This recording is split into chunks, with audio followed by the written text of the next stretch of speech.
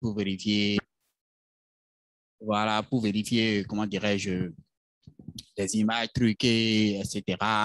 Alors que le fact-checking, ça va beaucoup au-delà. Par exemple, un chef d'État qui fait un discours, il donne des chiffres qui n'existent pas, ça c'est du fact-checking. Maintenant, aujourd'hui, comment est-ce que non seulement on démocratise, parce que les outils aussi qu'on utilise pour vérifier, par exemple, des images tronquées, des vidéos traficotées, etc., comment est-ce qu'on fait aujourd'hui pour démocratiser et qu'on appelle ces outils-là? Et de deux, comment est-ce que vous arrivez aujourd'hui à vraiment recentrer le fact-checking sur son objectif premier, qui est de vérifier l'information, pas forcément sur les réseaux sociaux, mais tout ce qui est information qui a un intérêt public et qui concerne le plus grand nombre de personnes? Mais Ignace, c'est très important la question que vous posez parce que voilà, nous, à Africa Check, par exemple, on ne s'est jamais détourné de ça, en fait. Si vous allez, par exemple, sur notre site anglophone, l'article à la une vérifie 10 déclarations de Buhari lors de l'indépendance du Nigeria, les 61 ans de l'indépendance du Nigeria. Donc, pour vous dire que le discours public est toujours en ligne de mire du travail que nous faisons. Pour vous dire, on peut se donner des confidences ici. Moi, c'est l'aspect du fact-checking qui m'intéresse d'ailleurs, c'est-à-dire que vérifier les déclarations faites par les personnalités publiques. Quant aux outils, comment faire en sorte qu'ils soient démocratisés, je pense qu'il faut les enseigner l'usage. Il faut aussi parce que les gens trouvent que c'est assez technique, assez compliqué. Il faut démystifier en fait ces outils-là qui finalement sont faciles d'usage. Et si vous remarquez, la plupart de ces outils, Google Images, Yandex et consorts, c'est des outils qui sont open source, qui sont libres d'accès. Donc, je pense que c'est ça justement la fonction du fact-checker aujourd'hui, c'est d'enseigner le fact-checking, c'est de travailler à la culture du fact-checking. C'est-à-dire que parce qu'aujourd'hui, voilà, on est obligé à l'ère qu'on traverse, l'ère de la post-vérité, si je dois reprendre des mots de Edwin Plenel. L'ère de la post-vérité fait que voilà, le fact-checking est aujourd'hui au centre du traitement de l'information et il faut orienter les citoyens, orienter les consommateurs dans ce sens en disant voilà, il y a un outil aujourd'hui journalistique qui permet d'acquérir des informations de qualité ou au moins d'améliorer le débat public sur la base des informations qui circulent. Donc, je vous rejoins à 100% sur l'épingle que vous mettez sur la nécessité voilà, d'examiner et de scruter le discours qui est fait par les personnalités publiques, des discours qui peuvent justement avoir une incidence assez conséquente sur la vie des personnes. Merci. Rapidement, je vais rebondir pour demander les pays dans lesquels, je suppose, je donne un exemple, hein, vous avez donné l'exemple de Buhari qui a fait un discours qui a peut-être, je ne sais pas, je n'ai pas lu l'article, donc peut-être j'irai regarder après. Je suppose que dans ce discours-là, donné des chiffres que vous êtes allé vérifier. Maintenant, comment vous faites dans les pays où il y a restriction d'accès aux sources d'information? Je donne l'exemple du Bénin, par exemple, où tu ne peux pas vérifier, par exemple, une donnée qu'on appelle une donnée économique. Ce n'est pas possible, quoi. Tu vas au ministère, personne ne te répond. C'est impossible. Voilà. Donc, dans ces pays-là, comment est-ce que vous arrivez à fact-checker? C'est impossible. Ça fait 2 ans qu'on n'arrive pas à trouver un correspondant au Bénin, par exemple. Moi, j'aime le Bénin. J'ai fait mon journalisme au Bénin, donc je connais très bien comment ça se passe. C'est impossible aujourd'hui de faire du fact-checking, d'accéder à l'information. Et l'une des raisons pour lesquelles, personnellement, je m'investis sur les questions d'accès à l'information publique sur le continent, c'est justement parce que c'est l'un des principaux problèmes auxquels on fait face. Moi, ça fait depuis le mois de juin que je travaille sur un fact-check sur l'accès à l'électricité en Côte d'Ivoire.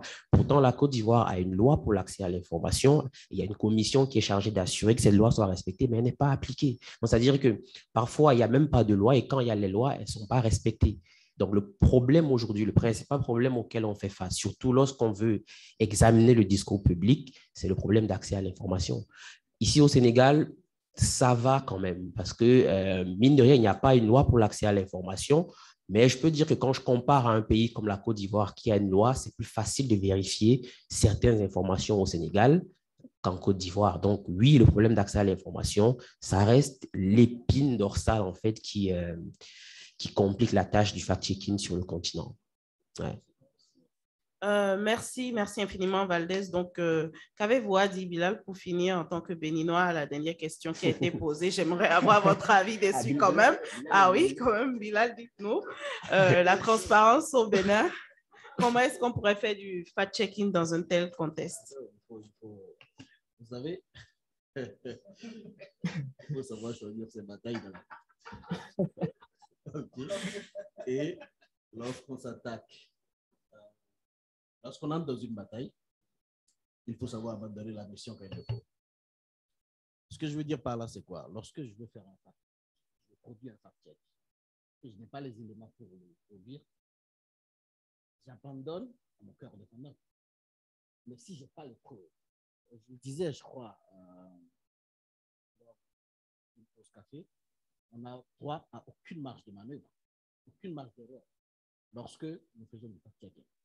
Donc, si je n'ai pas les éléments qui me permettent de produire un fact-checking solide, indémontable, je ne m'aventure pas à le faire. Maintenant, l'accès à la source, oui, c'est un problème dans plusieurs contrées. Et on fait avec. Mais pour finir rapidement, le fact-checking, avant tout et après tout, c'est un style de journalisme. Et donc, il faut pouvoir combiner savamment plusieurs techniques. Le fact-checking, déjà, c'est de l'investigation. À PesaCheck, par exemple, nous avons deux types d'articles. Nous avons des articles courts qui se produisent rapidement avec 2-3 arguments. Oui, c'est bon, on a démonté l'affirmation. Mais il y a des articles longs sur lesquels nous passons plus de temps, où nous faisons de l'investigation pour creuser et aller vraiment au fond pour trouver ce qu'il faut. Il y a eu un panel sur, enfin, au demeurant, à une conférence de journalisme d'investigation là. Donc, c'est de l'investigation. Il faut pouvoir aller chercher l'information avec les moyens qu'il faut. Les moyens ne sont pas toujours là, mais avec les moyens qu'il faut. Et après, si on réussit, si on vous cache l'information, que par un moyen ou un autre, vous arrivez à l'avoir, c'est avec fierté que vous allez l'exhiber.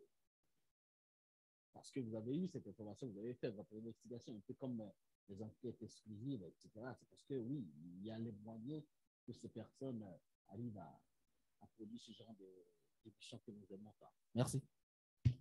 Ok, ben merci à tous. Nous ne pouvons qu'espérer que les mentalités de nos dirigeants et que la volonté, voilà, des dirigeants change d'ici là. Voilà. Merci à tous d'avoir suivi vraiment avec attention. Noël, je pense qu'il n'est plus là. Donc, merci Valdez d'avoir été là, d'avoir fait le déplacement. Merci à tout le monde. Également. Et merci à vous, chers participants. À très bientôt.